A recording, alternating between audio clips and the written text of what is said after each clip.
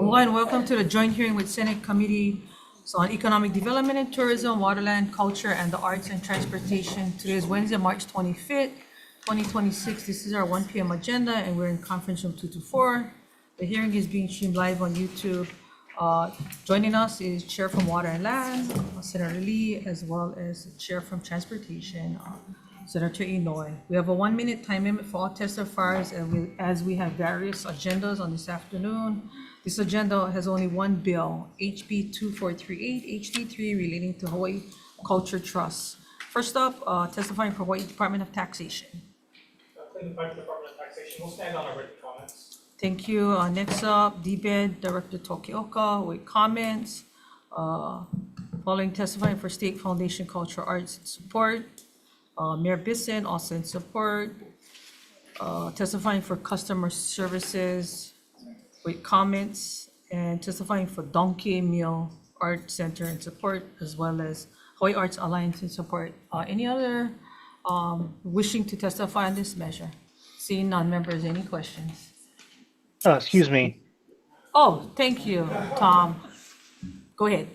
Sorry, you probably didn't see me. And sorry for not submitting testimony. We wanted to point out that the new trust fund created by this bill does not seem to meet the criteria in HRS Section 37-62. That requires any trust to have beneficiaries with some tangible interest in the outcome.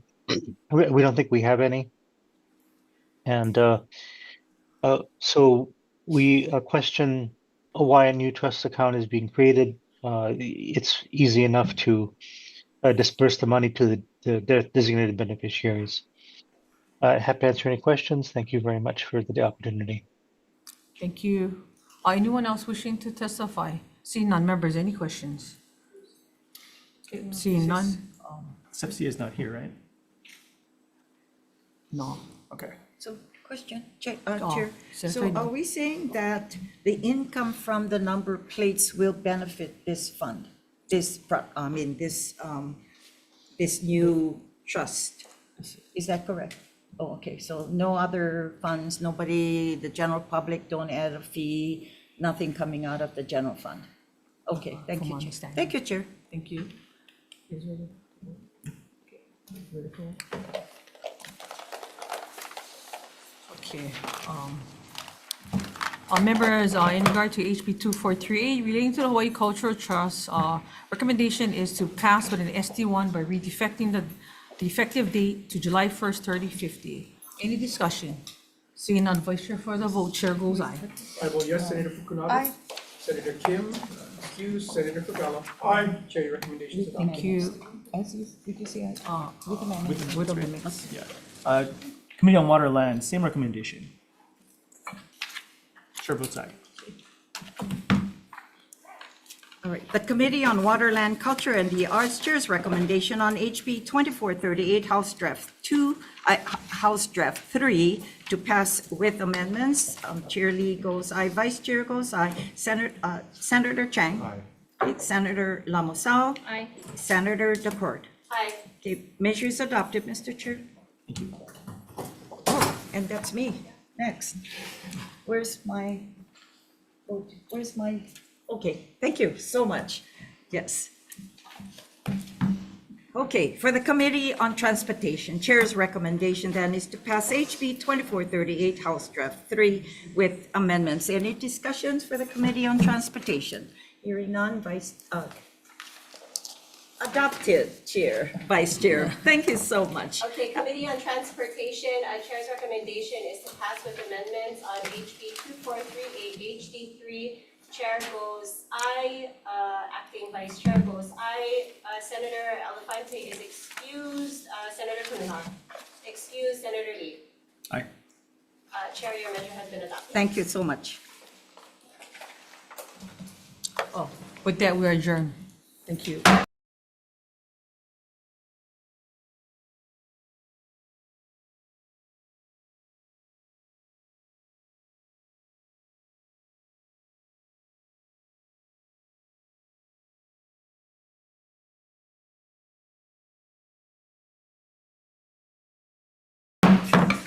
Good afternoon. We're convening the joint committees on water, land, culture, and the arts, economic development and tourism, and agriculture and the environment on our 1:01 p.m. agenda here in State Capitol Conference Room 224.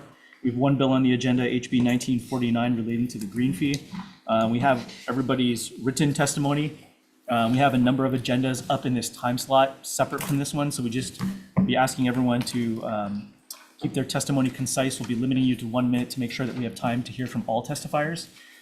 So with that, up first testifying on HB 1949 is the Department of Ag and Biosecurity.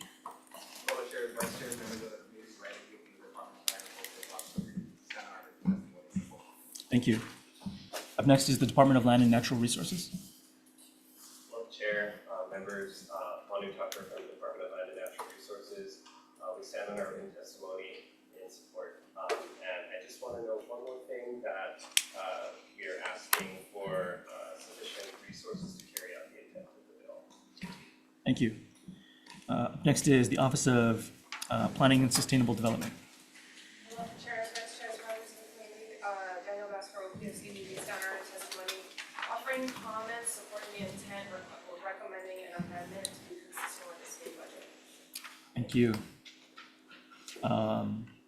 Hawaii State Youth Commission on Zoom.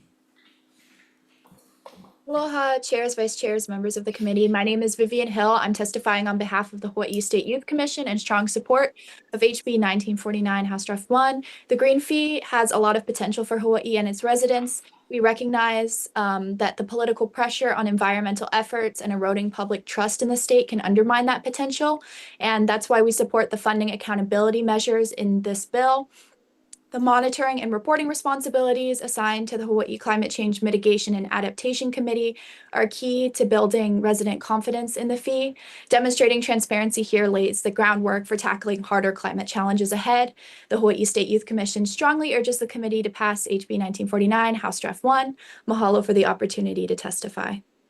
Thank you. Up next is Hawaii Green Growth. Hello, chairs, vice chairs, members, Kalani with Hawaii Green Growth, dashboards, no koi. Mahalo. Mahalo. Care for Aina Now Coalition. Aloha, chairs, vice chairs, members of the committee. Our coalition stands in strong support for a tracking and accountability dashboard so we can help inform and set precedent for other green fees, and we also stand in strong support for the project portfolio recommendations that are from your way. Mahalo. Thank you. Kupu. During our first meeting for Kuku, that has strong support, written testimony details a lot of the benefits of the grid. I just want to flag one thing, like one of the projects that we had requested in the green fee would be for visiting cruise. This is something that obviously would make an impact with what we're dealing with right now with the flood. And also moving forward as we continue to go into the dry season following the flood, having erosion and more invasive species likely coming into those areas that puts us at higher risk for wildfires in summer. So one of the projects like the Green Fee Resilience Cruise does a lot of work to mitigate future risks as well as react to disasters as we see them. Thank you. Green Fee Advisory Council.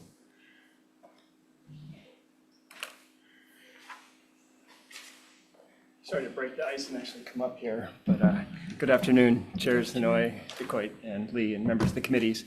Jeff Michelina filling in for Carmela. She's one of our 10 members on the Green Fee Advisory Council. We spent the fall going through a very rigorous process, evaluating some 621 proposals that came up with that list of recommendations, which is now in House Bill 1800, which we hope that you'll look favorably at. This measure, House Bill 1949, builds on that transparency and accountability. We think it's essential to have some sort of a dashboard so we can track these projects, so the public can see where these dollars are going. There's obviously going to be a lot of scrutiny on these funds coming in. We want to make sure it goes to the highest and best use, which was really our guiding star throughout the fall in identifying some 75 projects in those recommendations. Early, visible, high-impact wins that really move us forward for stronger climate resilience, environmental stewardship, and more regenerative tourism. So we hope we can move this forward and have a good look at that House Bill 1800 recommendations. Mahalo. Thank you. Up next on Zoom is Carrie Ostrowski. Aloha, chairs, vice chairs, and members of the committees. I'm Carrie Ostrowski. I'm submitting testimony as an individual from Waikoloa on Hawaii Island in support of HB 1949. The dashboard and the related accountability and transparency, in addition to the community partnerships with state agencies and the project portfolio recommended by the Advisory Council, I believe are exceptional ways to move the Green Fee Fund forward and also propel projects and leverage existing investments.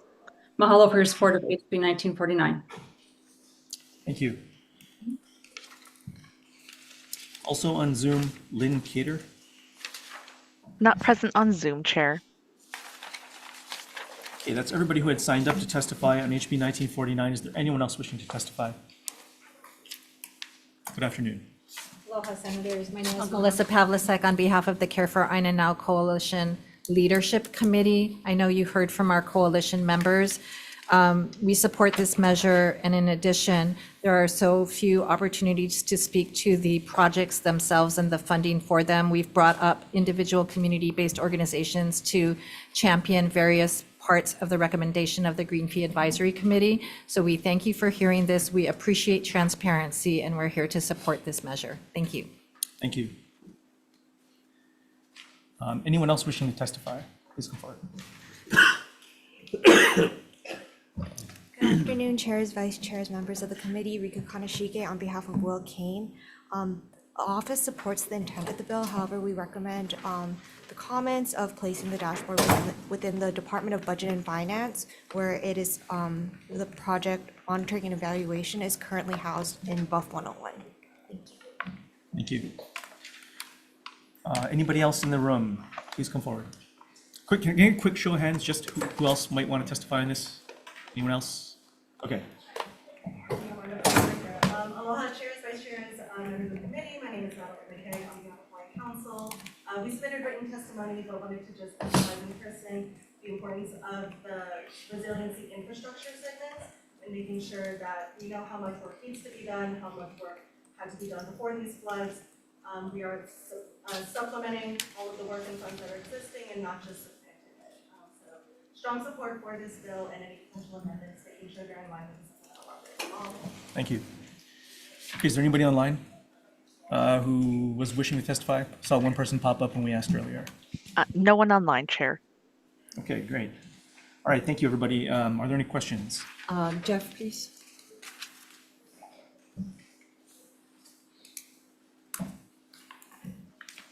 Thanks for being here. And just for the rest of you know, this measure had no Senate version. So we're looking at a House bill. Okay, so the questions I have, according to this measure, and just to let everyone know, I'm a big supporter of cruise ships. This measure includes still on your page 1 that green fee is the new imposition of taxes on the cruise fares. We know what happened after the House heard this measure. Okay, there's testimony that came in from the cruise lines objecting to the method of the TAT portion that the initial phase of the cruise ship portion was taking the entire TAT as a whole on the passenger ticket and not to the portion of the TAT that should go only to the cabins. Okay, thereafter, we got a suit. There is a suit right now. So with that said, there is another bill, and I'm not sure where it's at right now. If we can find out, addressing another way of accommodating this project to just charging the fee only to the cabins, okay? Now, and the project, that amount is somewhere about $6 going to the Harbor Division at DLNR, at DOT. With that said, there is a suit. Our And by the way, I have no problem with addressing environment and all the projects that we have. I have an issue with the way that the TAT is addressing the full cabins, which we all heard from the cruise lines. Why are we paying, and for all of you that travels on the cruise ship, on any cruise lines, you pay a ticket, let's say it's $5,000. That's what this bill asks for. I have an issue with that, okay? And the cruise lines don't mind if it's correct, go charge to the cabins. Now, with that said, where are we in this measure before us? Just to let you know that why I'm involved with this, I'm from the Big Island. The one who's going to suffer the most if we have less cruise ships coming into the state, the impact will be Hilo and Kauai. And reason I say is that for Hilo, we have no industry. West Hawaii has the resorts. We depend on small businesses. So all of downtown Hilo is open whenever there's the cruise ships in town. So we benefit. On Kauai, there is a luau for 3 times a week, and they have close to 700 people there at luau's. Now, we also heard opposition from Kilohana on Kauai. So our small harbors and the islands, neighbor islands, are going to be impacted. So where do we stand with this measure? I know we may make some amendments and we'd like to hear from the chairs, but where are we on this bill as we see it? And how is the administration, the governor, seeks the suit that's already there? And we all know, as a former mayor, my COP council always told me, and AG also always tells us, whenever there's a suit, you don't want to dwell on an issue that may impact the court's decision. So with that said, please tell us. Thank you, Chair, and completely recognize your concern and, looking out for those communities that may be impacted. We certainly know that there are significant impacts from cruise ship visitors and recognize that you also see that there should be a connection there. In fact, at the Green Fee Advisory Council, we received a number of concerns or proposals that looked at places where, cruise ships disgorged and they found higher impact in the county bathrooms and the parks nearby. So there certainly is a nexus between that, cruise ship industry and impacts to our local environment. We know that there's a lawsuit pending. I know the state feels like they're going to prevail in that lawsuit. I'll let the state, speak to that. Appreciate you trying to navigate this as best you can. The measure before you is simply and about. let me also share with you, this suit has also happened in different states years ago. And all of the states that had filed suit, the cruise lines benefited because they won all the cases. So I disagree with the governor if they're saying the state is going to prevail, but let's see who wins at the end. So having said that, let's tell the truth, and that's why we're here for transparency. Yeah, understand. And the measure before you is all about transparency and just whatever funds do come in, irrespective of how things land, we want to make sure that we monitor and track and really understand where those dollars are going for the highest impact. And so there's open kimono and people know that the dollars are being spent in an accountable way. Okay, but this bill, are we only looking at the cruise ships for a fund, to create this fund so everybody can enjoy it? Again, the measure before you is just creating that dashboard and that accountability. Separately, in House Bill 1800, it is a proposal to expend those funds that were created through Act 96 last year in the Green Fee, which does apply to cruise ships currently. And at the full charge of the ticket, Currently. not only the cabins. Okay, I'll make my decision later then. Thank you. Further questions? While you're here, let me dive in just a couple. First of all, appreciate all the work the Green Fee Advisory Council, all the folks from the community weighing in, and various folks spent, sounds like months going through everything and coming up with a list that was then submitted. Just want to really highlight the amount of work that I'm sure went into that, and really appreciate all that. I think the House budget just crossed over, I think like a week ago. So we haven't had a real chance to dive into the details.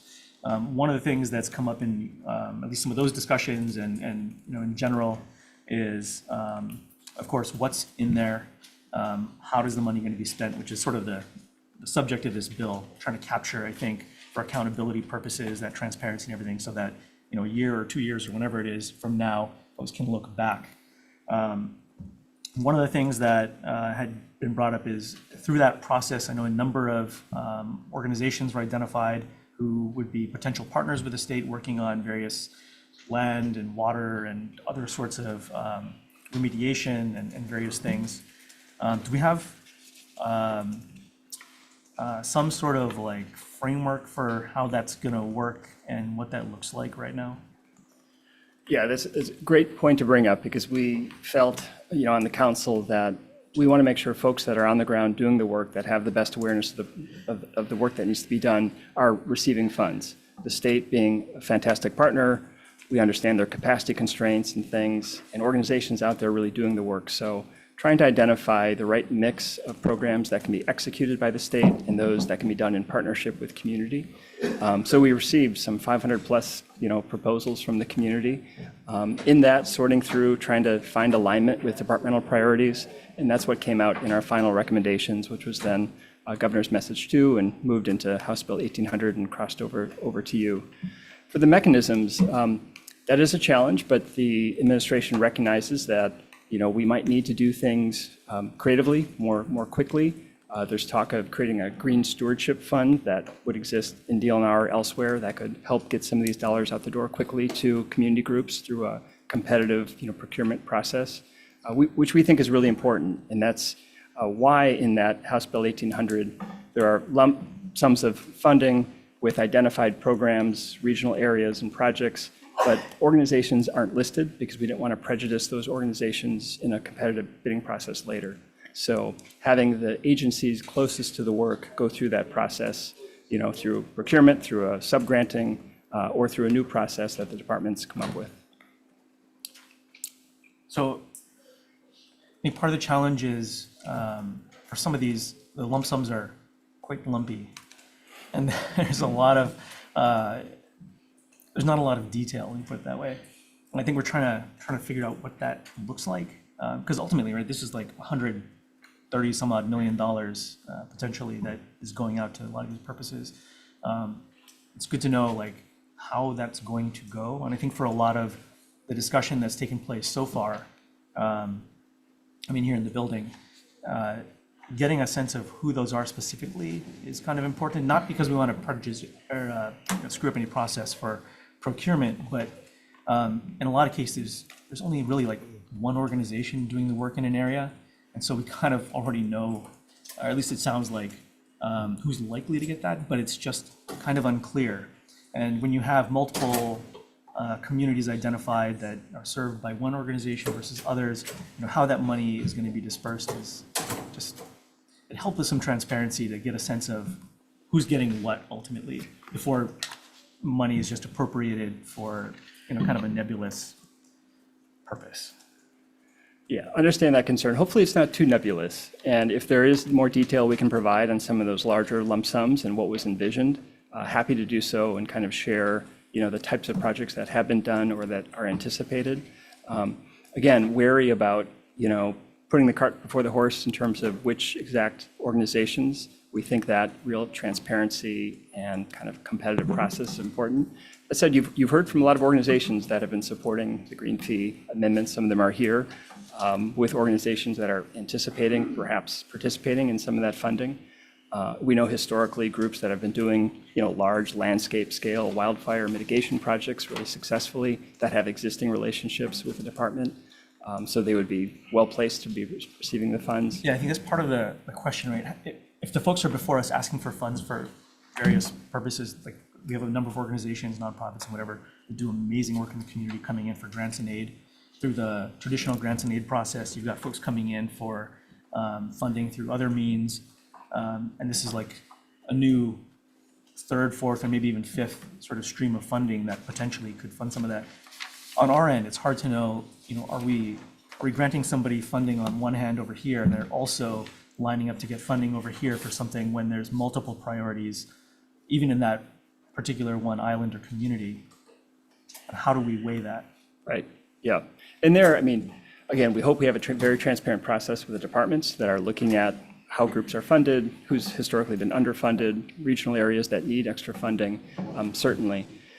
You know, we had some constraints with Act 96 and the guidelines that the council received, that this was going to be a supplemental budget request from the governor for funding to departments. So we were constrained in terms of, you know, being explicit So let me about just which ask, organizations. But for the actual funding, so you're talking about procurement, is that the pathway that all this money is supposed to flow through?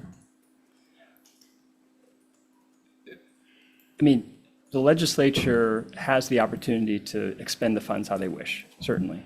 In Act 96, it instructed the governor to submit to the legislature, you know, in those 3 buckets, recommendations for the funding that would flow in the traditional budget process to departments. Sure. I guess what I mean is within each department, because let's assume each department has, like, I don't know, multiple lump sums going to different kinds of things.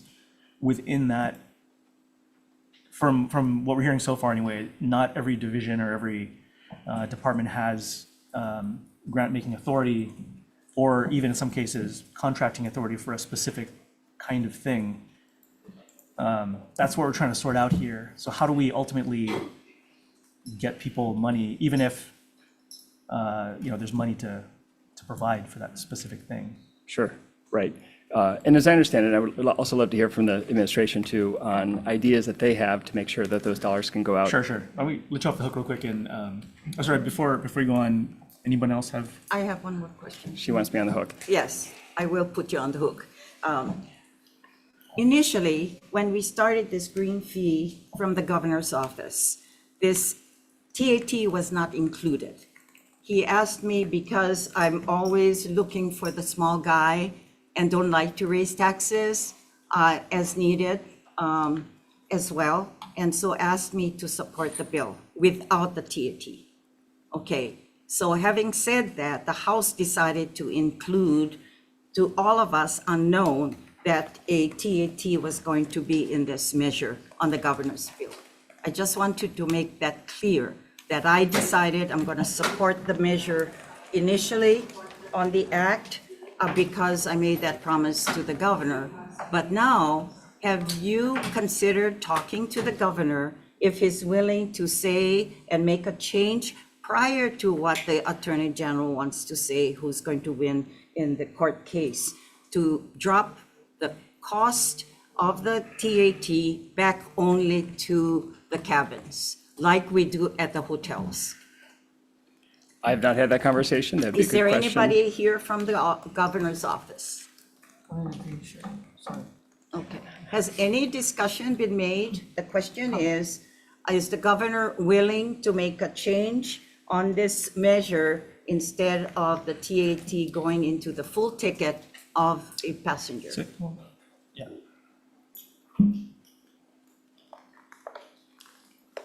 Rika Kanashige on behalf of Governor's Office. It's my understanding that we've been working closely with Attorney General's office, and I can get the answer back to you, but right now they are working on the case. I don't know specifically what pertaining to the cruise ship language within Act 96, but currently what we've put forth before the legislature has been pursuant to Act 96 and what has been asked of us. Moving forward, it's to the legislature's purview to make the change to the process if you see fit. Okay, all right. Senator. Thank you. So, I mean, during the dialogue, my concern is this, that we have all these nonprofits shoots with this money. Yeah, my issue is I know a lot of nonprofits take $1,000, $2.50 go to the project. Yeah, there's no parameters in what is the percentage of this fund that's gonna make sure that it goes back into the tourist industry, because the hotels are already paying into it. Okay, so the cruise lines are gonna pay into it. You gotta make sure that everybody has their fair share, which is fine. But then you don't even have, you're telling Senator Lee that you guys don't really have a specification. You guys will do reef restoration, beach restoration, but to go back into the industry that's actually driving our economy. So that's the issue I have, with Senator Inouye. We don't even know. So now, again, nonprofits will line up. We don't know if they're gonna go double dip or triple dip, they're gonna call themselves another Inc. or Roger DiGiorgio or whatever, we don't know. But they're gonna double dip and then we get 2 sides money, or 3 sides, or 5 sides money, what he said. How are we gonna have parameters? You guys, right now, you guys asking us to support something that the governor, again, told Senator Inouye, TAT no more. Now the TAT went in, but the governor cannot say, you know what? We don't like the TAT, but he's not gonna do that. Because again, it's money, okay? We're talking about money. We name them green for whatever reason, it's green fee. But again, at the end of the day, how are we gonna be accountability to our people saying, hey, we're gonna be paying these kinds of things, and the locals gonna be paying the same thing when they go on the cruise. How are we gonna ensure the public that these monies are actually gonna go back into the community to drive the industry, continue the industry that pays for a lot of things in the state, to make sure that that happens, and you can try to answer that. Do you have an answer to that? Yeah, I mean, we share your concerns 100%. That's a legitimate concern for sure. And that was really our highest kind of priority when we're looking at these projects coming in, making sure they go to the highest impact, they're visible, they're actually doing what was intended with the green fee in that legislation.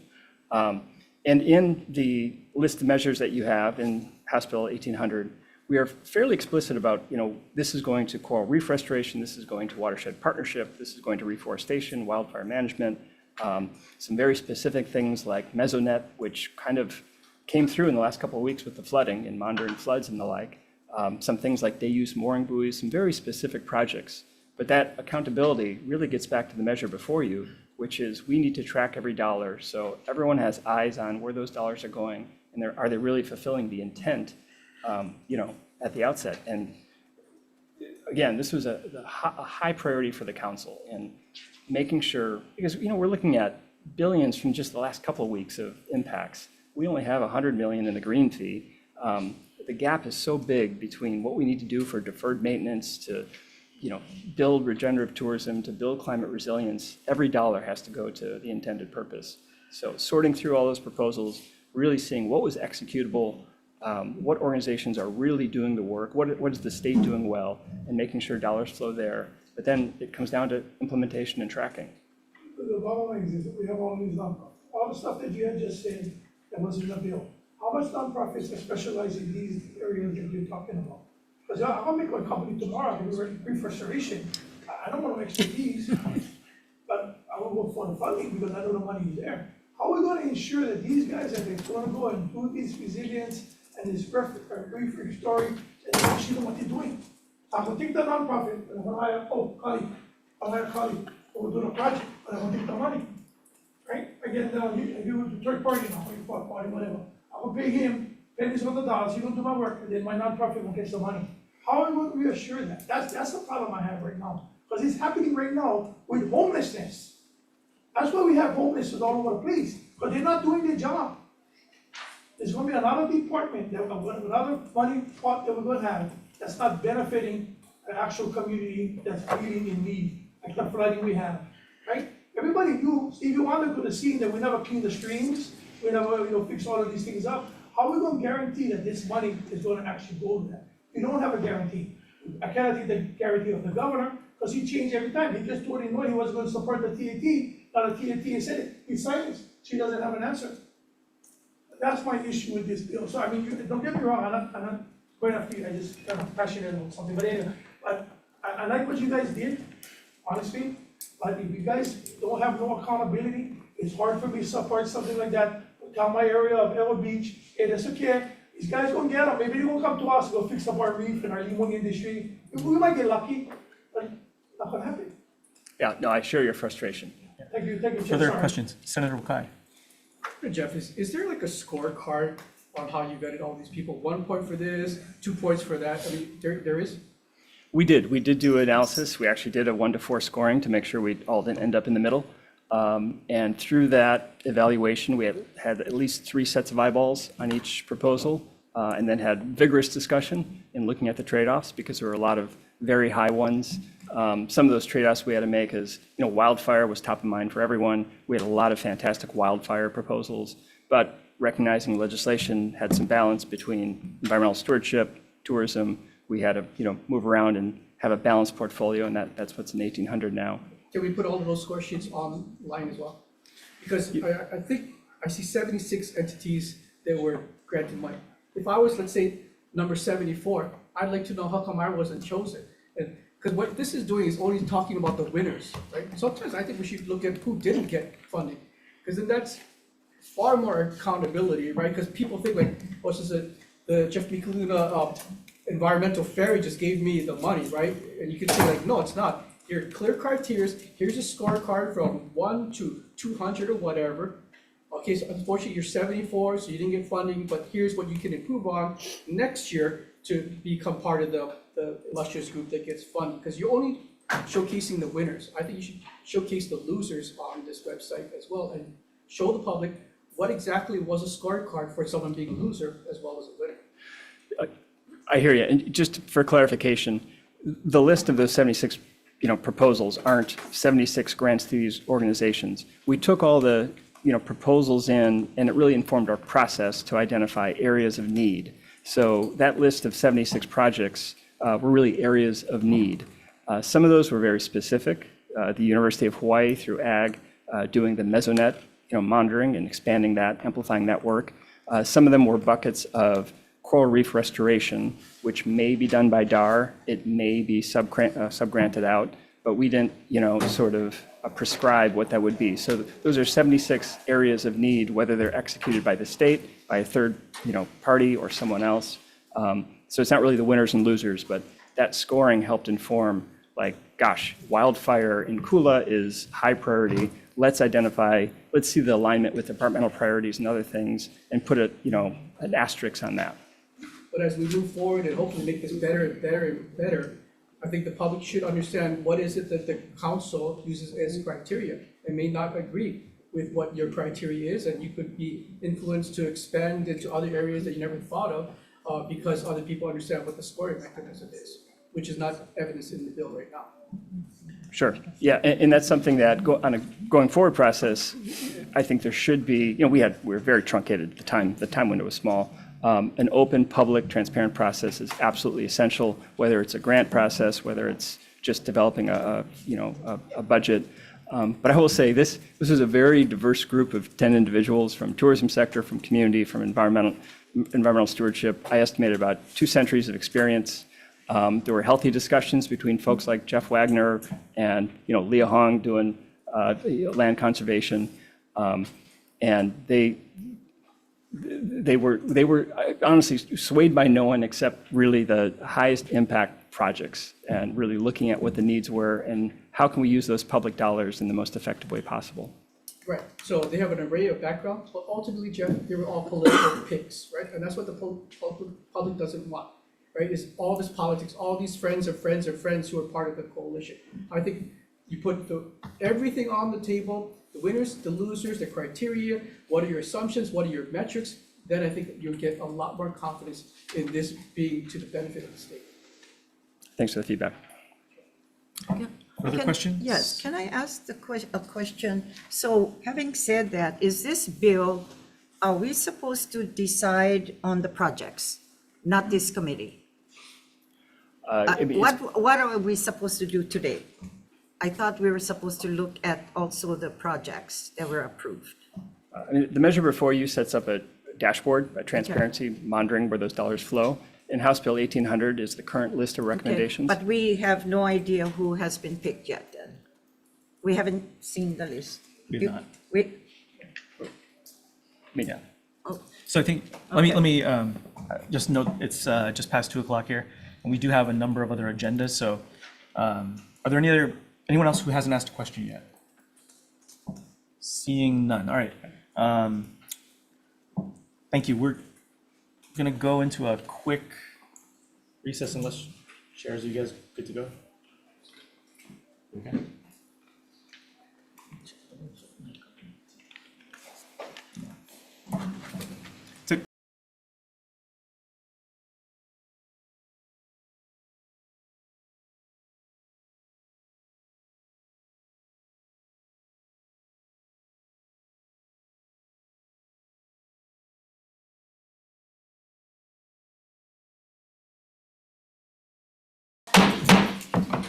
right, good afternoon. We're reconvening the joint committees on Waterland, Economic Development, and Ag and Environment on HB 1949 relating to the green fee here in State Capitol Conference Room 224. This is our 1:01 p.m. agenda. Chairs having conferred, we'd like to go into decision-making on this. We'd like to recommend passing the measure forward with amendments.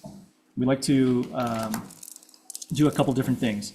First, I'd like to clarify, I think based on some of the testimony out there, the reporting requirements as this measure will track and follow different potential green fee appropriations going forward, including BNF, who shall track finances, but also keeping the Climate Commission in there to track the actual substance of the work being done, because it's not really a numbers thing. And so we'll hopefully have some transparency there. Secondly, what we'd like to do, I think based on some of the discussion here, is ensure that there's adequate discussion on a lot of these items going forward. So we want to take the recommendations from the House that were included in the House bill that just passed over. We want to include those in that measure, or in this measure, as line items. We'll blank out the amounts in there. We'll leave it up to future discussion to figure that out. But also for the purposes of trying to figure out who's getting what and really what that all looks like. We want to remove those appropriations for the time being that include or appear to include specific organizations as private organizations as recipients, not on the merit of their work, because I'm sure a lot of them are amazing, but rather for the sake of trying to understand where money will ultimately be flowing and how that process works. Secondly, we want to add in a few placeholders to continue the discussion. As I understand it, the work of this past year for the Green Fee Advisory Council, working on all the different issues and potential solutions that this funding is supposed to address, was really up through the end of last year. And in the last 3 or 4 months, there's been a lot that's happened since. Obviously, to include a lot of the power outages, a lot of the flooding, dam situation, and other things that also, as the legislature, we're looking at trying to figure out what to do with. So we want to make sure that's part of the conversation to be weighed appropriately, because there may be some things in there that are priorities, especially since we can't entirely see what the scope of some of these appropriations are supposed to be right now. Also, note that there's been a number of discussions on various bills moving through the legislature these last 3 or 4 months that have included a lot of community input on various priorities. So we want to address some of that. So all that's to say, we'll include this stuff in this measure so that as this moves forward, there can be another public hearing in the next committee where folks will have a chance to continue the discussion and weigh in, but we can at least have this discussion. So this is a start to that. Finally, we'll note in the committee report, I think based on some of the discussion with our colleagues, what we'd like to be able to see is more information on some of those intended appropriations, who the recipients are, as well as ultimately in the end, how the departments plan to move money to those potential recipients, because at least in our discussions, it was clear that some of the various divisions did not have grant-making authority, do not have existing channels through which to readily pass funds, which obviously is a huge issue. So we'll leave that all for the next committee for the moment. I'll note this measure does have a defective date on it. And with that, let me turn it over to anybody if there's any discussion. I have a question. Yes. Did you just say that with the House that you have a list on the amendments? That was what they passed to us in the House budget. Okay, but you're privy to that budget right now. You have a list. We all are. We're taking what was put in there as the starting position. Okay, can you make sure that all the committee members on this body here gets a copy? Yeah, that's online right now. Okay. Yeah. So I just want to make sure we can maybe put it to the committee, or through that, how often the dashboard will be updated? Will it show real-time expenditures expenditures and or only quarterly or annually reposted? And will the dashboard be allowed to be used to search the projects by specific island or district? Because that's something that's gonna be transparent, because if we do the dashboard and we do it once a year, right? And then people in the district don't know what's going on, and there's no really any reporting, there's no oversight, and there's no way back to transparency. Yeah, we'll note that in the committee report. Okay, any other discussion? Chair, I just want to bring to light, while we've had the measures moving to, and, we all support the green fee and the projects that are out there. But, I'll resort to what Senator Inouye said. We brought up the green fee bill the other year, and I'm not happy at all that it got challenged. And so the amendments that was made in the existing cruise ship bill then agreed upon, and I said by admin, okay? I said this, and now it's back in here again. And I would tax the heck out of anybody but the residents.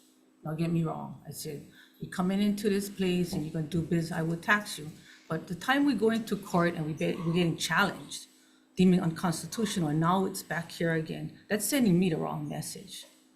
So I have concerns with the bill, but I do support a lot of what's happening today that we have to address it. Again, too, I would also like to incorporate into the committee report, I like the idea of a scorecard where everybody plays, because this cannot be political. This cannot be where we're gonna pick and choose which nonprofit. And the fact that also, I wanna know where all the islands are on their projects and the nonprofits that are actually doing the work and how they score upon favorably or unfavorably. And it's just my comments today. Thank you, Chair. So noted. I just wanted to add that, my personal feeling as well, when I supported the chairs in the Senate when we decided to do the TAT only on additional TAT tax increase. And I supported that, and I did tell the governor. Having said that, I did say that now it seems like it's full-blown and the cruise lines are still in there with no adjustments. However, I do want to make clear, though, that, I talked about different islands, the loss we'll have in case we lose the suit, or we win the suit or lose the suit. The idea is that the islands that I talked about was Kauai and the Big Island, and in particular Hilo. But we have to understand that any monies that come from a cruise ship, that it takes into consideration DOT and harbors. And that includes, we need to continue to make sure that improvements are made to our small islands, like Molokai. They have a harbor, and yet are we benefiting them from making improvements to the department? So with that said, the DLNR on the harbors division, if they're giving monies elsewhere and not addressing the improvements to infrastructure, such as Lanai and Molokai as well. Just wanted to make sure it's in the record. Okay. Anybody else? Seeing none, Vice Chair, recommendation to pass with amendments. Okay. The Committee on Water, Land, Culture, and the Arts Chair's recommendation on HB 1949 House Draft 1 is to pass with amendments. Chair Lee. Aye. Okay. Vice Chair goes with grave reservations. Senator Chang. Aye. Okay. Senator Lamusao. Senator Lamusao, excuse. Okay. And Senator DeCourt. Aye. Measure is adopted, Mr. Chair. Thank you.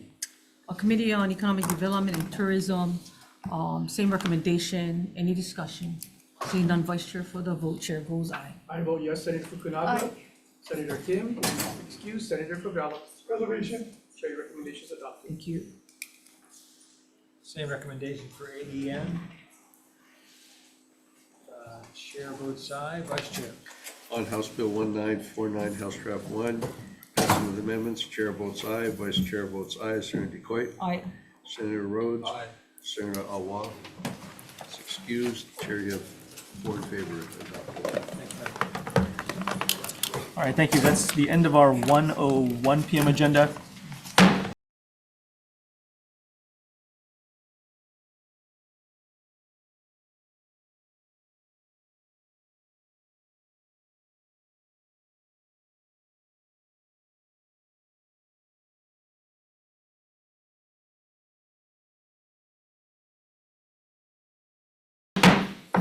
Good afternoon. We're convening the joint committees on Water, Land, Culture, and the Arts, Committee on Housing, and Committee on Hawaiian Affairs on our 1:02 p.m. agenda here in State Capitol Conference Room 224 on HB 2049 relating to housing. We don't have, we have a number of testifiers and limited time. So we're going to ask everyone to make sure they're concise in their comments, and we'll be limiting everyone to 1 minute to make sure we have time to get through all the testifiers. So that said, on HB 2049, testifying, signed up to testify first is the Department of Taxation. Thank you. Up next is DLNR. DLNR submitted written testimony in support and provide additional information. Thank you. Department of Hawaiian Homelands. Good afternoon, Chair. Holly Lonsworth, we strongly support this particular bill. It's the most important bill for the whole session of our program.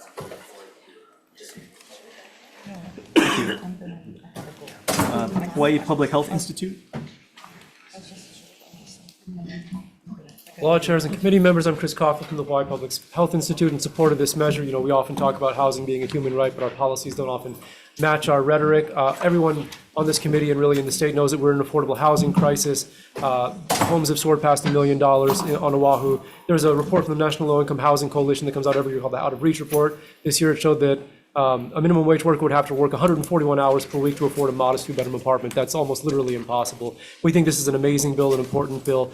We often hear about concerns about wealth flight when we talk about revenue generation, but it's actually working families who are fleeing our state. This is an opportunity to really fix this. The Hawaii Public Health Institute, we see this housing as a powerful social determinant of health. As our governor likes to say, housing is healthcare. The stability that comes from having stable housing shapes everything from a child's brain development to an adult's risk of chronic illness. Our real estate market is generating tremendous wealth, and this is an opportunity to make sure that that wealth doesn't flow out of state, but flows back into the communities who need it most. Thank you so much. Thank you. Signed up to testify next is the Hawaii Association of Realtors. Thank you, Chair. We'll stand at our testimony. Thank you. Catholic Charities Hawaii. Good afternoon. I'm Betty Larson with Catholic Charities Hawaii. We strongly support this bill. We do have two amendments. We strongly support the Hawaiian Homes and DERF. We know that these are critical state needs. However, we ask that the rate for the rent housing revolving fund not be reduced from 50% to 20%. We feel it should at least be 30% to match some of the other dire needs. There's only growing demand, and we're especially concerned about our seniors. More and more are becoming homeless because of economic need. Almost straight, they can't afford the rents. This is the product. The rental housing revolving fund builds those units. So we really feel we want to maintain at least 30% in the bill. We also know that the infrastructure is necessary. There's infrastructure for homelessness that's necessary. And that is why we're asking for a 10% allocation of the taxes to the homeless services special funds. On our testimony, we relate that the COC is under great risk. There may be huge changes, huge revenue losses. 800 people may be losing their housing. And so the services to reach out to the elderly, to the homeless are really needed. I have more information, and I'm sure that Partners in Care would be happy to give more if you need it. Thank you very much. NAIOP. Naya. Chair, we stand our written testimony in opposition. Thank you. Hawaiian Council. Aloha, Chair, Vice Chair, members of the committee. Madeline McHegg on behalf of Hawaiian Council, standing on a written testimony. Thank you. Hawaii Appleseed Center for Law and Justice. Chairs, Vice Chairs, members of the committee, thank you very much. My name is Devin Thomas, testifying on behalf of Hawaii Appleseed in support of this bill. We have a housing crisis that's exacerbated by folks from out of state homeowners coming here and owning properties, mansions that are driving up the cost of real estate for everyone. These folks should be paying for the privilege of being able to take advantage of our natural environment, of our resources, of our infrastructure. And we can do this by raising the tax rates as is being implemented in this bill. For that reason, we support that part of it, also reducing the burden on lower value homes for local homeowners. And this money, this revenue will be directed towards worthy causes. It'll be directed towards solving the housing crisis through giving money to Hawaiian Homelands and also the Rental Housing Revolving Fund and other funds as well. Thank you. Thank you. Grassroots Institute. Aloha, Chairs, Vice Chairs, members of the committee. Ted Cavallis with Grassroots Thank you. Moving to Zoom, Hawaii Children's Action Network. Oh, I meant in the room. Come in person. Look at that. Thank you for hearing this bill, chairs. Aloha. I'm Nicole Wu from Hawaii Children's Action Network Speaks.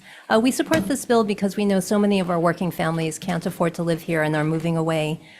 Your body passed a similar bill in 2021, another time when we were facing very uncertain state budget. And so we know that this has been discussed and that a large majority of the legislature voted to pass this bill in 2021. It was vetoed, which is why we're back here again. As Devin said, this bill is well designed. For lower value homes, the rate actually is lower than current conveyance tax. So we're making homes more affordable for a lot of our local working families, and it raises the rate for the sales of high value homes, and especially for investment properties and those who are from out of state buying our beautiful beachfront properties. We believe that they should contribute to our common good and our public services. So thank you for hearing this bill. Please pass it. Thank you. On Zoom, Avalon Development. Aloha, I'm McKinley Eads on behalf of Avalon Development. We respectfully oppose this bill. It fundamentally changes... Could you please turn your video on? Oh, yes. Thanks for that. Who is this person?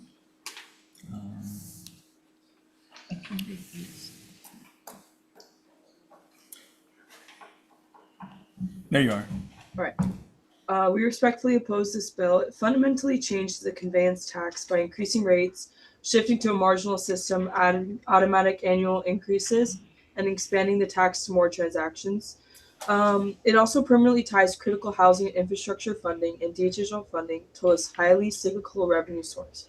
When the market slows, transactions drops, and so does funding.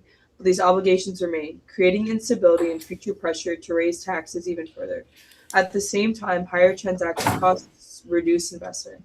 That means fewer housing projects, less redevelopment, and fewer opportunities to convert underutilized buildings into housing. Evidence shows these taxes often backfire. The State Policy Group in 2025 did a comprehensive study of multiple cities and found that it reduces transactions, lowers revenues, and slows housing productions. These costs don't disappear, they are passed on to renters, small businesses, and local home buyers. If the goal is more housing and stable funding, this bill moves in the wrong direction. For these reasons, we urge you to defer it. Mahalo. Thank you.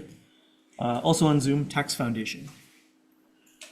Thank you, chairs, vice chairs, members of the committees. Tom Yamachika from Tax Foundation. There are a couple of pieces to this bill. One is changing the conveyance tax to a marginal rate system. We think that's a good idea because right now there are substantial discontinuities in it, so that if, for example, a property sale price is increased by $1, the tax is increased by $100,000. That leads to market discontinuities and undesirable effects. So, yeah, making it a marginal rate system is a good idea. What may not be such a good idea is dramatically enhancing the rates. 6x, 7x, which is what's in the bill now. Because if what you really want to do is for people with higher net worth or higher income to contribute more to public services. Time is up. If you could just summarize very, very fast. Sure. Use the net income tax, not the conveyance tax. You only get that once. Thanks very much. Happy to answer any questions.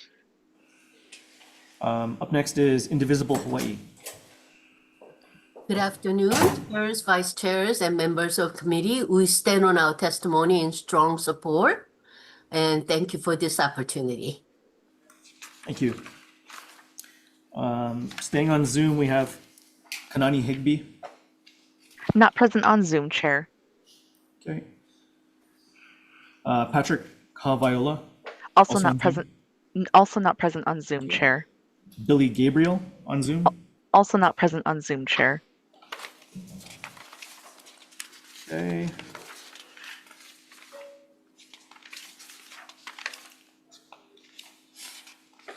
That may be everybody who signed up to testify. Is there anyone else in the room wishing to testify in this measure? Seeing none, all right, there was a ton of written testimony. 235 in support, 9 opposed, 4 comments.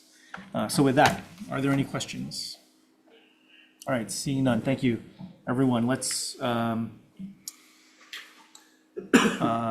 into decision-making on this measure.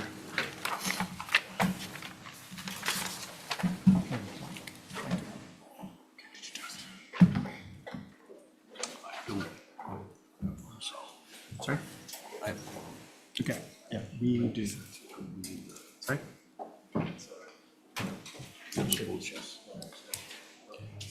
Oh, okay, quick recess.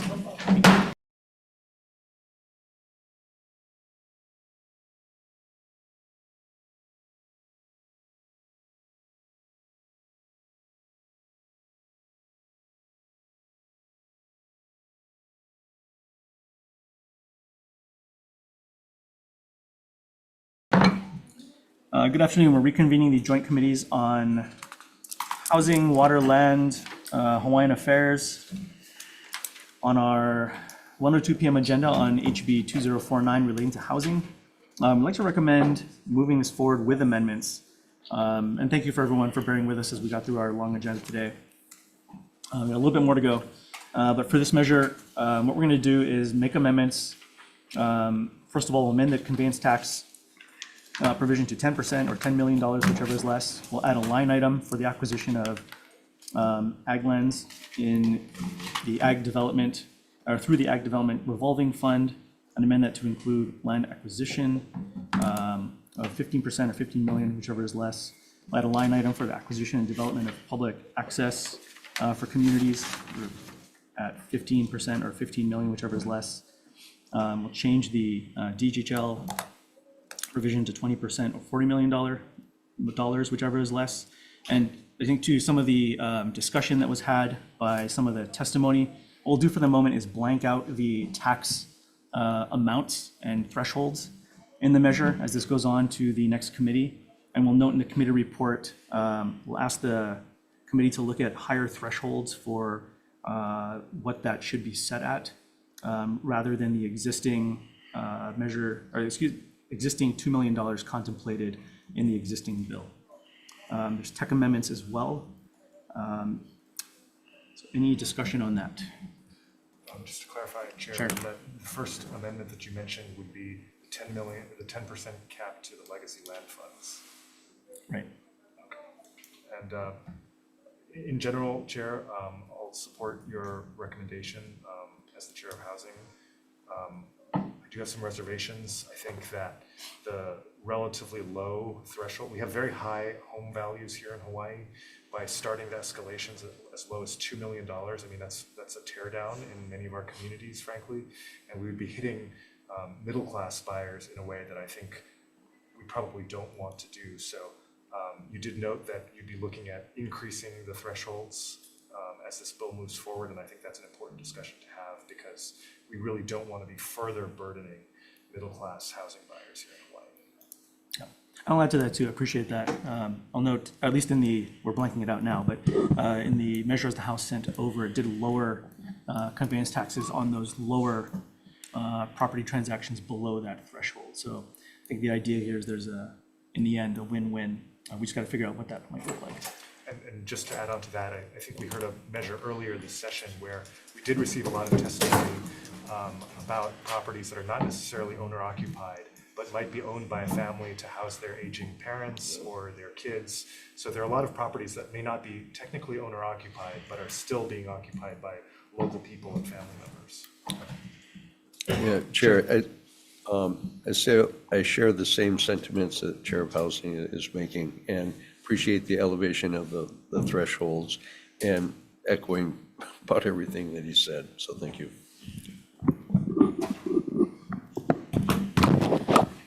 Thank you, Chair, so much for your hard work on this. I also do agree with the remarks of the Chair of Housing.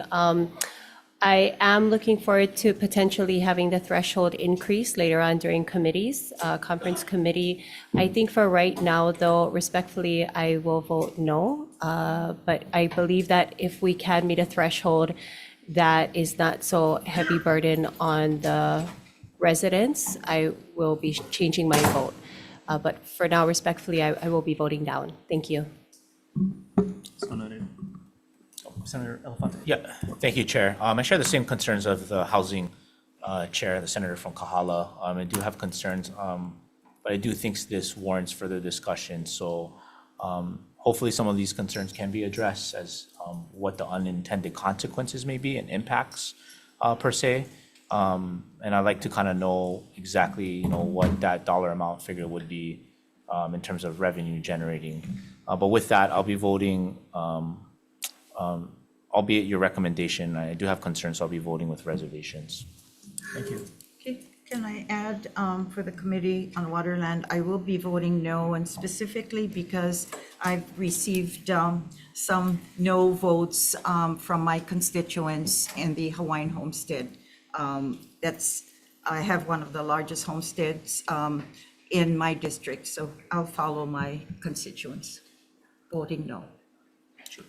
Okay, if there's no one else, Vice Chair for the vote. Okay, for the Committee on Water, Land, Culture, and the Arts, the Chair's recommendation on HB 2049, House Draft 3, is to pass with amendments. Chair Lee. Aye. Okay, Vice Chair goes no. Senator Chang. Reservations. Okay. Senator Lamasao. Okay, and Senator DeCourt. No. Okay. Measure is adopted, Mr. Chair. Thank you.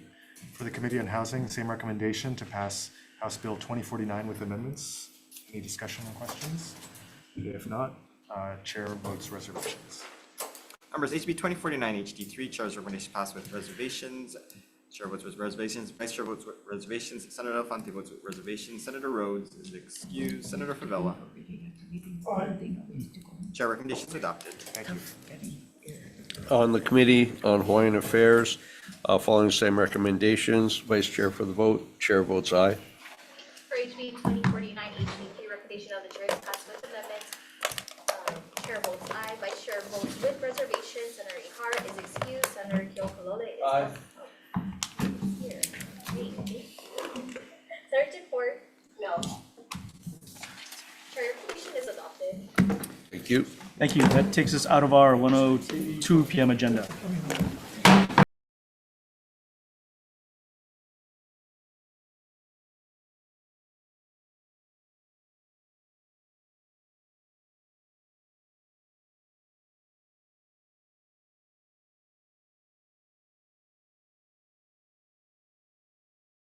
Is it open? All right, we're convening the Committee on Water, Land, Culture and the Arts on our 1:05 p.m. agenda here in State Capitol Conference Room 224 on HB 1710 relating to historic preservation, which authorizes SHPD to conduct a phased review of a proposed project on private property under certain circumstances and amends the process and deadlines by which SHPD must provide written concurrence or non-concurrence for proposed projects on private property or certain projects that require state or county approval for entitlement for use. Testifying first on 1710 is the Office of Planning and Sustainable Development.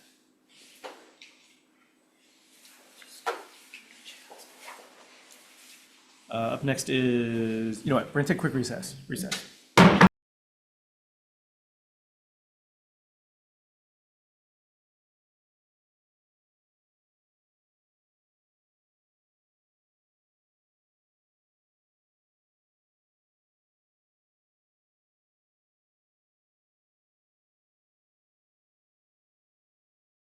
All right, reconvening the Committee on Water, Land, Culture, and the Arts on our 1:05 p.m. agenda here in State Capitol Conference Room 224. Apologies for the delay while we had a number of lengthy agendas and multiple rooms to be in.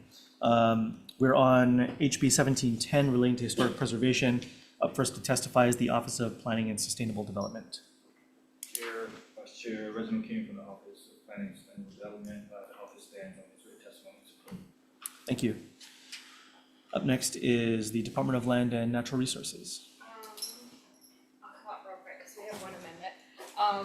Hi, I'm Jessica Puff, the administrator of SHPD. We stand on our testimony as submitted in support, but we also got a chance to look at OHA's testimony as well, and we just wanted to highlight that we support their proposed amendments, particularly those that are found on pages 3 through 5 of their testimony that address further clarifying 6042, 6042.2, and 6043 responsibilities to avoid and protect EV. And we also agree with their proposed amendment to include exemptions for projects that don't have ground disturbance for condos, apartments, and hotel renovation projects. Thank you.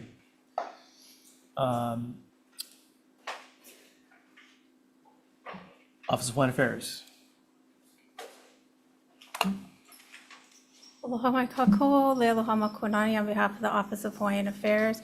We're providing comments on this bill, and I'll just try and quickly summarize because we support some of the measures like the complete submittal requirement, which would help incorporate complete submittals into all of Chapter 6E, which we have an amendment to make sure that that does. As well as we do have concerns then about the automatic concurrence, where that would projects could automatically move forward after a 30-day or 90-day timeline, depending on their submission. We're opposed to automatic concurrence provisions. The provision that's in 68 that's attempting to be moved over was thoughtfully processed and went through last year just to address state affordable housing issues, and we think that needs to play out a little bit more before putting it into all the other sections. But we'll stand on the rest of our written comments. If you have any questions, I'm available for questions. Mahalo. Thank you. I apologize. Online, the Attorney General. Oh, in the room, the Attorney General. Good afternoon, Sorry about Chair and members of court. Alyssa Kao, Deputy Attorney General on behalf of the department. The department offers comments on this bill. Our comments are mainly technical, and the department, first of all, would like to highlight that these are the identical comments that we offered to the House Committee on Finance at its March 3rd hearing. The main issue is that the amendments to this bill concern Section 6E42 of HRS, and that's the wrong version of the statute that's in place. So we would request that the current version of Section 6E42, which was amended by Act 160, be used as the basis for amendments, the basis for any further amendments to this bill. I'm available if you have any questions. Thank you. Thank you. Okay, up next, Hawaii Association of Realtors. Grassroots Institute.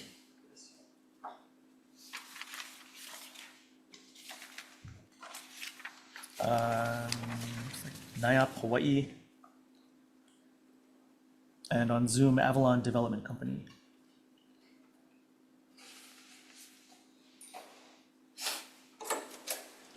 Aloha. We strongly support this bill based on our direct experience as developers working under Chapter 6E. In practice, delay in the SHPD review process adds significant and unpredictable costs to projects, carrying costs, financing risk, and coordination challenges that compound over time. These delays often stem not from preservation concerns, but from unclear standards for application completeness, repeated information requests, and the absence of reliable timelines for review. This bill addresses these issues in a targeted and responsible way. It clearly defines a complete submittal, requires SHPD to certify completeness, establishes reasonable deadlines for concurrence or non-concurrence, and allows phased and pragmatic review for complex projects. The deemed concurrence provision is essential because deadlines only matter if there is accountability. It does not eliminate review or mitigation, and it simply prevents projects from being stalled indefinitely once a complete submittal has been made. These reforms are especially critical in Lahaina, where we're trying to rebuild a commercial property. We are participating in a working group of affected property owners, and no one has really been able to get a clear, consistent guidance from SHPD on how to move forward. Thank you. If you could summarize, your time is up. Mahalo. Thank you. As everyone who had signed up to testify on HB 1710, is there anyone else wishing to testify? Department of Planning and Permitting submitted testimony. We stand by our testimony in support and are available for questions. Yes, I see that now. Thank you. Okay, anybody else? Seeing none, are there any questions?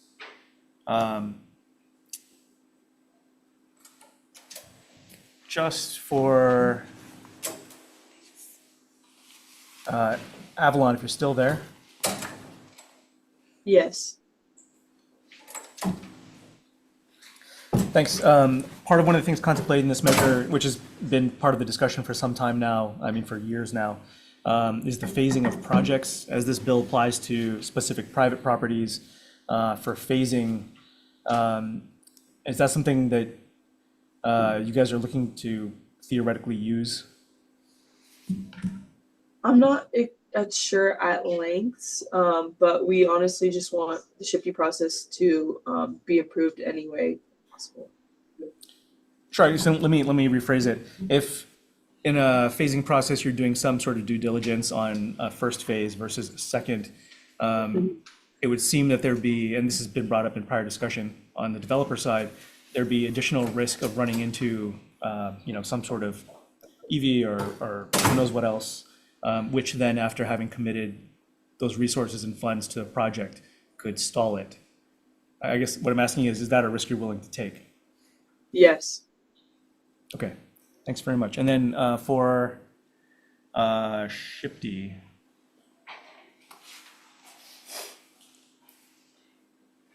Hello.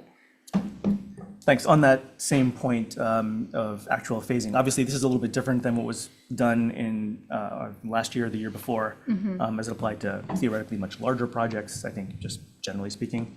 But for small scale private residences in particular, I'm just curious about the phasing of those projects, because if you're doing a house, like what would that actually mean? So the way that we interpret it is that it's similar to what happens under like the Federal National Historic Preservation Act Section 106 process, where phasing is allowed provided that there is a governing agreement document in the form of a programmatic agreement that exists for the entirety of the project and the entirety of the duration of the project. So if it can only be executed in phases as money allows, or you have to have phase one done before you can start phase two, however it's structured, that agreement document lays out the conditions for the execution of the projects and the continuance of consultation with SHPD or the Burial Council or descendants or whoever it may be, right? We have these kinds of agreements already in place with like HART, with there's some affordable housing projects like Mayor Wright that will be executed in phases, and this kind of lays out the plan for that. I think OHA's comment also recommended that for 1610 in particular, that a project require a preservation plan for the historic resource, which we're not opposed to. I guess what I'm getting at is, for not a rail project or those giant ones, but like literally somebody like doing a residential or small scale commercial, like who would actually phase a project like that? It would largely be it would likely be a larger developer. I could see conceivably that a smaller property owner that say bought a property and needed to build their residence first, and then like say they were planning to develop like a carport or Ohana units or something, but they needed to get the primary residence built first. I guess you could call that a phasing if you had planned from the beginning to develop the entire property, and then they could theoretically do a phased approach. But typically with small property owners, it isn't a phased approach. It's like what they can afford to do in the moment, and then they just continue to build on their investment property from there as money allows. And that's slightly different. I guess what I'm getting at is, I mean, over the years, in some of the conversation, what we've heard from particular folks in that kind of situation is not so much that they're going to do half a project or come back and do that sort of thing, but they don't. But I think the bigger question is, do you trigger SHPD or in Chapter 60 environmental review or historic review in the first place based on some other criteria? Yes. And should the kind of whole of the project then apply? So in other words, if you're looking at doing, well, even let's say renovations to your house, right?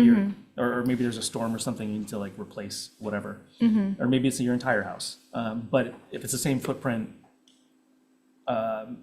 that's one thing. If you're looking to build a different house, is that where the trigger then should be, I mean, like in a totally new footprint somewhere else on the property? Well, there is already a trigger that exists, right? Because you need the building permit is the trigger for the 6042 or whatever the permitted project is, or the type of permit, that's the trigger for HRS 6042 for the historic preservation review. So unless the counties change their rules in some way on what kinds of projects get permitted, the main house in that scenario would get triggered by a permit, and then say in 5 years, if the funding was allowed and they could build that Ohana unit or investment property, then they would be triggered again by a building permit. So it's not the project as a whole or the development of the property as a whole that triggers the historic preservation review. It's the individual permits that are required in order to execute the project that triggers the review. So I don't know if that answers. No, well, what I was getting at is, are you okay? So for example, if we say in a situation like that, you're going to go build a new something somewhere else on your property in a greenfield site that's not been touched before. Yeah. I presume in that situation, under the current process, you'd have to go through some sort of, if you're in a sandy area or whatever, right? Some sort of ARC review. Yeah. But if you're gonna replace some other part of your house on that same property that's on its existing footprint right now, would you have to do the same? I think that unless one of the existing exemptions under 6042.2 apply, as long as I would say, unless one of the existing exemptions apply, the only trigger that would require you to come to SHPD is if there was a permit that wasn't previously exempted, that covers an activity that wasn't previously exempted. I think that in that case, I think our office is comfortable with clearly articulating under 6042.2 that any project scope of work that does not include ground disturbance could be exempted from further review from SHPD, just blanketly. And I think that's where the OHA was getting with their comments about like condos and apartments and like hotels, because I don't know if that's where you're getting at, but I can't speak that all of those types of projects would be 100% exempted because our trigger is the county. But I would not be opposed to that kind of work being exempted. Okay, thank you. Any further questions? All right, thanks, everybody. So that is the end of our 1:05 p.m. agenda. So we'll go into decision-making on that, and then we'll come back for our deferred agenda to wrap up. So moving to decision-making on HB 1710 HD2. Designate an acting vice chair here. Thank you. We'd like to move this measure forward, making amendments. Pursuant to the conversation, I'd like to adopt OHA's recommendations under subsection 7, just clarifying projects submitted under this chapter rather than section for clarity. Secondly, we'll replace language to allow ongoing repair work under a preservation plan on page 3. Or I should say, beginning on page 3, which gets to some of the crux of what we were just discussing a minute ago. And in 6042.2, we'll clarify that if you're not disturbing the ground, basically no need to go to SHPD at that point. If you are building on an expanded footprint, then yes, you would need to. We'll pull out the automatic approval clock for this. I know there's been a lot of discussion around that one, but mostly because the pilot for the public project changes we made was, well, like 5 minutes ago, just last year. So I'd like to just see how that plays out a little bit before we open that door. Finally, per the AGs, in case we're missing something, because I know it's late here, we'll adopt their comments to use the base language that is the updated statute accordingly and make other tech amendments. I'll note this has effective date going into the Judiciary Committee, so let's see if that cleans and or clears anything up as we go forward. So if there's any discussion, seeing none, Vice Chair for the vote. Committee on Water, Land, Culture, and the Arts, voting on HB 1710 HD2. Chair's recommendation is to pass with amendments. Chair goes aye. Acting Vice Chair goes aye. Noting the excused absence of Senator Inoue and Senator Chang, Senator Lamasao. With reservations. Reservations, Chair, your measure is adopted. Thank you. Okay, so that takes us out of our 105 and we'll go straight into our 112 PM agenda. This is a measure previously heard and deferred to this day. This is HB 649 HD1. Relating to small boat harbors, which establishes the Small Boat Harbor Commercial Vessel Special Fund and increases mortgage fees. Like to recommend moving this forward, but we're going to make some amendments here. I think there was a lot of discussion from the recreational community, so we wanted to address that. I know DLNR had some language that they had recommended that would both satisfy DLNR's recommendations and also keep all the boaters happy. So that would look like removing the increase in mortgage fees and establishing the establishment of a new special fund.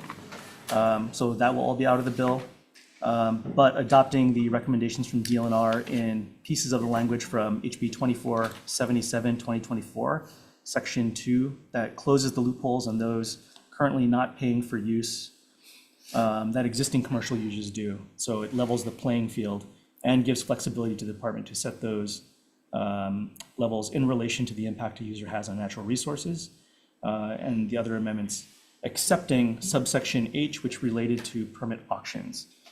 So to be clear, we're removing the fee increase and other things that had raised concerns amongst testifiers, as well as the permit auction, but we're giving DLNR the flexibility that they requested, which should not ruffle feathers.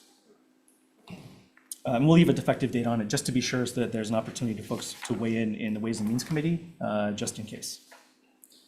So if there's no discussion on that, Acting Vice Chair. Committee on Water, Land, Culture, and the Arts, voting on HB 649 HD1. Chair's recommendation is to pass with amendments. Chair goes aye. Noting the excused absence of Senator Inoue, Senator Chang, Senator Lamasao. Reservations. Acting Vice Chair goes aye as well. Chair, your measure is adopted. Thank you, and we're adjourned.